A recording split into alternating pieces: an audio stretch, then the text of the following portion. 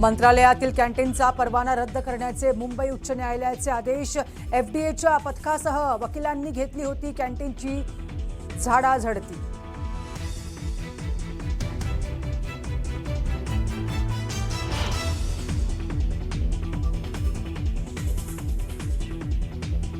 एवढे खड्डे आणि एवढं बेकार नाशिक कधी नव्हतं।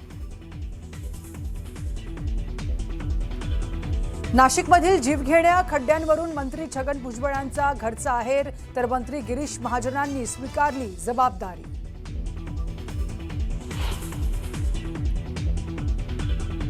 दोन 2029 मध्ये अण्णाभाऊ साठेंचं स्मारक पूर्ण करणार, भूमिपूजन सोहळ्यात मुख्यमंत्री फडणवीसांचं प्रतिपादन।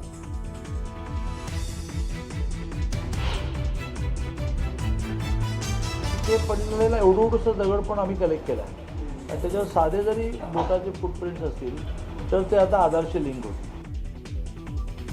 दिल्लीतील विद्यार्थी आंदोलनादरम्यान दगडफेकी विषयी मंत्री चंद्रकांत पाटलांचा अजब दावा।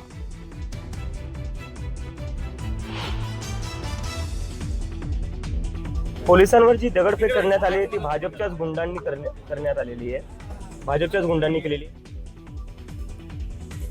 आंदोलक विद्यार्थ्यांनी दिल्ली पोलिसांवर दगडफेक केल्याच्या आरोपांनी अभिजित दिपकेंचं प्रत्युत्तर।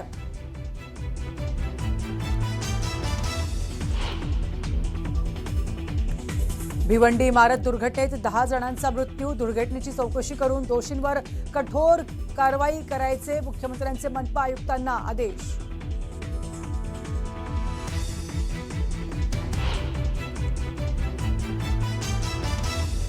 खडकवासला धरणातून विसर्ग वाढण्यात आल्यानं नदी शेजारच्या एकता नगर भागात पाणी, अनेक घरांमध्ये पाणी आल्यामुळे मोठं नुकसान।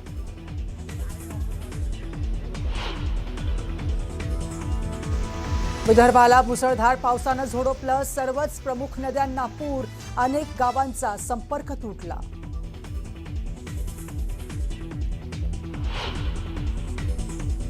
मराठवाड्यातही मुसळधार पाऊस, हिंगोलीतल्या कयाधू नदीला आलेल्या पुरामुळे काही गावांचा संपर्क तुटला।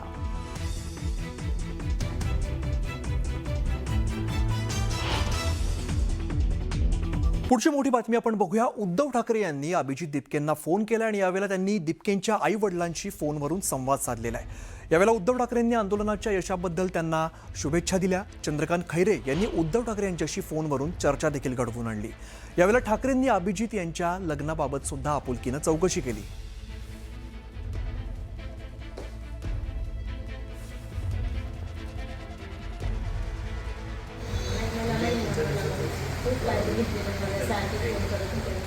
तर या सगळ्या विद्यार्थी आंदोलनाच्या काळात तसंच आणि आंदोलनानंतर सुद्धा उद्धव ठाकरे आणि अभिजित दिपकेंनी वारंवार विचारपूस ते करतायत आणि आज सुद्धा उद्धव ठाकरेंनी दिपकेंना फोन करून त्यांच्यासोबत चर्चा केली आहे, तसंच त्यांच्या आई वडिलांसोबत सुद्धा बातचीत केली आहे। यावरूनच आता भाजप नेते परिणय फुके यांनी ठाकरेंवरती घणाघाती टीका केली आहे। ठाकरेंनी आदित्य ठाकरेंच्या लग्नाकडे जास्त लक्ष द्यावं असा सल्ला त्यांनी दिलेला आहे।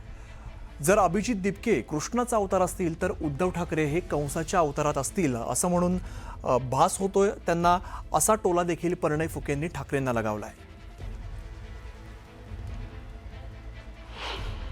नाही, त्यांनी निश्चितच उद्धव ठाकरेंनी चौकशी करावं, पण मला असं वाटतं त्यांनी आदित्य ठाकरेंच्या लग्नाकडे जास्त लक्ष द्यावं। मला असं वाटतं जर अभिजित दिपके जर श्रीकृष्णाचा अवतार आहे तर उद्धव ठाकरे निश्चितच कंसाचा अवतार असतील आणि म्हणून या प्रकारचं एक भास उद्धव ठाकरेंना झालेला आहे। काय वाटतं तुम्हाला उद्धव ठाकरे कंसाची भूमिका? आता सध्या ते अभिजित दिपकेच्या मामाची भूमिका निभवत आहे आणि जर अभिजित दिपके जर समजा जर श्रीकृष्ण आहे तर हे कंस निश्चित असतील। पुढची बातमी नाशिकमधून। नाशिकमधील खड्ड्यांमुळे होणाऱ्या दुर्घटनेवरून मंत्री छगन भुजबळ यांनी आक्रमक पवित्रा घेतलाय आणि जोरदार टीका केलेली आहे। इतकं बेकार नाशिक कधीच नव्हतं असं म्हणत भुजबळांनी टीका केली। तसंच नाशिकचं नाव खराब केलं जातंय अशी देखील टीका त्यांनी केली आहे। अधिकारी काम करत नसतील तर त्यांच्यावरती कारवाई करा असं भुजबळ म्हणतायत। तसंच लोकांच्या असंतोषाची वाट पाहू नका असा सल्ला त्यांनी प्रशासनाला दिलाय। दरम्यान कुंभमेळा नाशिकमध्ये होतोय त्यामुळे गिरीश महाजनांनी यामध्ये लक्ष द्यावं असं भुजबळ म्हणतायत। कुंभमेळा आमच्या मुळावरती येता कामा नये असा इशारा देखील दिलाय। दरम्यान प्रशासनाच्या हलगर्जीपणामुळे हे मृत्यू होत आहेत, त्यामुळे महापालिका आयुक्तांनी जबाबदारी स्वीकारावी अशी मागणी भुजबळांनी केली आहे. तसंच जबाबदाऱ्या एकमेकांवरती ढकलून चालणार नाही अशी घणाघाती टीका भुजबळांनी केली आहे. मी तर असं ऐकतोय की महापौरांचाही कोण ऐकत नाही, आमदारांचंही कोणी ऐकत नाही. हा काय बजबजपुरी मांडलेली आहे या शहरामध्ये. बरं, हे बाकीचे सगळं काम करणारे जे आहेत, काम आपले मंत्री गिरीश महाजन, त्याने सुद्धा लक्ष दिलं पाहिजे ना. कुंभमेळा आमच्या नाशिकमध्ये व्हायला पाहिजे, पण तो आमच्या मुळावर येता कामा नये. आमची माणसं जे आहे मरता कामा नाहीत. याच्याकडे काय कोणी लक्षच देत नाही आहे. नाशिकला एवढे खड्डे आणि एवढं बेकार नाशिक कधी नव्हतं. त्या दिवशी मी एका लग्नाला सातपूरच्या पुढे गेलो होतो. प्रचंड खड्डे, आणि त्याच्यामुळे सगळी जे आहेत वाहतूकसुद्धा एकदम स्लो असते. त्याच्यामुळे ट्रॅफिक जॅम. पोलीस तरी काय करतील. आणि त्या एफडीए संदर्भात एक मोठी अपडेट समोर येते. ज्या हॉटेल्सचे परवाने रद्द केलेत ते मागे घ्या, त्यांना कारणे दाखवा नोटीस पाठवा. उच्च न्यायालयाचा एफडीएला आदेश बघायला मिळतोय. एफडीए संदर्भातली महत्त्वाची अपडेट आपण बघतोय. ज्या हॉटेल्सचे परवाने यापूर्वी रद्द केलेत ते मागे घ्या, त्यांना कारणे दाखवा नोटीस पाठवा. उच्च न्यायालयाने अशा पद्धतीचे आदेश एफडीएला दिलेले आहेत. आपण बघितलं हायकोर्टाने काही प्रश्न उपस्थित केलेले होते. एफडीए यापूर्वी जी काही कारवाई करत होती त्या संदर्भात काही प्रश्न उपस्थित केले, आणि यानंतर आता आपण बघतोय कोर्टाचे आदेश, उच्च न्यायालयाचे आदेश एफडीएला बघायला मिळत आहेत. माझे सहकारी प्रशांत बाग सध्या आपल्यासोबत आहेत, त्यांच्याकडे आपण थेट जाऊया. प्रशांत, आपण बघितलं काही वेळापूर्वी सुद्धा न्यायालयाने काही प्रश्न उपस्थित केले होते, आणि आता पुन्हा एकदा हायकोर्टाचे आदेश बघायला मिळत आहेत. आपल्याला माहिती आहे की ज्या पद्धतीने एफडीएच्या माध्यमातून कारवाई सगळ्या सुरू आहेत, आतापर्यंत 3 वेगवेगळ्या प्रकारचे दावे हे उच्च न्यायालयात दाखल झालेले आहेत याच कारवाई विरोधात. आणि यातच मंत्रालयाचा जो क्लीन चिट 98% स्वच्छतेचा अहवाल जो दिला होता, त्यावर मुंबई उच्च न्यायालयाकडनं एफडीएला कडक फटकार बसली.